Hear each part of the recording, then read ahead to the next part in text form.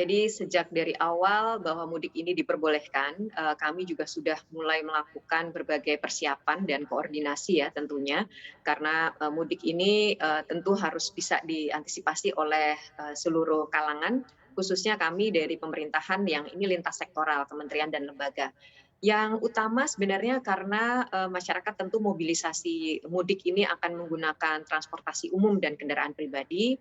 Yang pertama kami pastikan adalah kesiapan dari moda transportasi umumnya itu sendiri, baik itu sarana maupun prasarananya ya. Jadi sejak, 2 minggu yang lalu Pak Menteri beserta para dirjen, bersama juga dengan kementerian dan lembaga terkait sudah melakukan kunjungan langsung memastikan, kesiapan moda dan ada yang namanya uji ramcek ya. Jadi memastikan kelayak operasian dari sarana transportasi yang akan digunakan.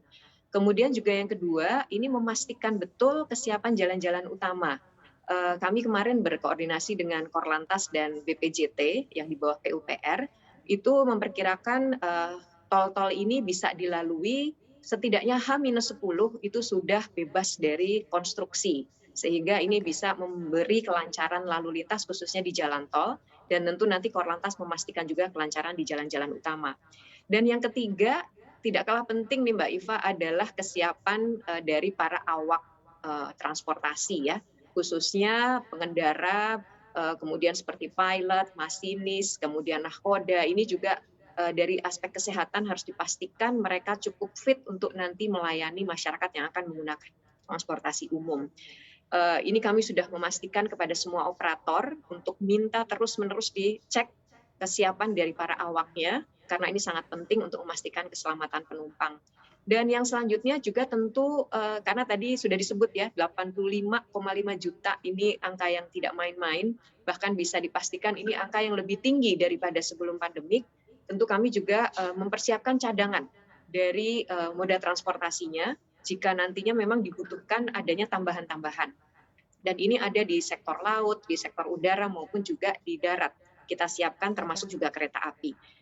Yang tidak kalah Oke, penting nih Mbak, ini tadi kan dari aspek operator dan, ininya ya, ya. prasarana-sarana, adalah masyarakat sendiri. Itu kita siapkan dengan cara sosialisasi dan edukasi sejak dini, tentang syarat dan persiapan-persiapan yang harus dilakukan untuk bisa mudik. Demikian Mbak. Oke.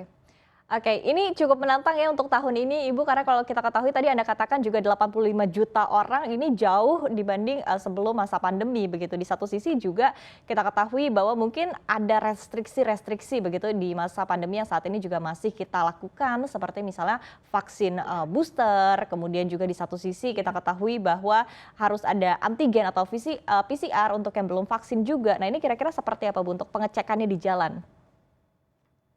Iya, memang ini nanti akan ada 2 jalur ya. Yang pertama kalau di jalur transportasi umum, ini relatif lebih mudah pengawasannya, karena masyarakat akan berangkat dari satu titik yang sama dan kita sudah melakukan hampir 2 tahun terakhir ini ya, pengecekan-pengecekan syarat perjalanan itu di simpul transportasi. Memang betul tantangannya adalah yang menggunakan kendaraan pribadi di jalan, ya. Ini kami di awal sejak diumumkan diperbolehkan mudik, itu terus terang memang melakukan edukasi dan sosialisasi terus-menerus terkait dengan syarat dan mengapa syarat itu diterapkan. Pada prinsipnya sebenarnya dengan diwajibkannya booster, ya tentu nanti ada juga, kalau belum booster bisa melakukan apa, itu betul. Tetapi bahwa booster ini menjadi satu yang utama, karena sekali lagi ini adalah upaya kita untuk meningkatkan imunitas dari para pemudik. Dan tentunya juga nantinya potensi untuk tertular atau menularkan itu juga bisa kita tekan.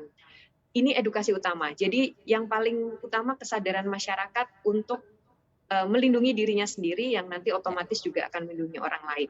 Nah, oke. dalam hal pengawasan di jalan memang harus diakui ini tidak mudah, Mbak.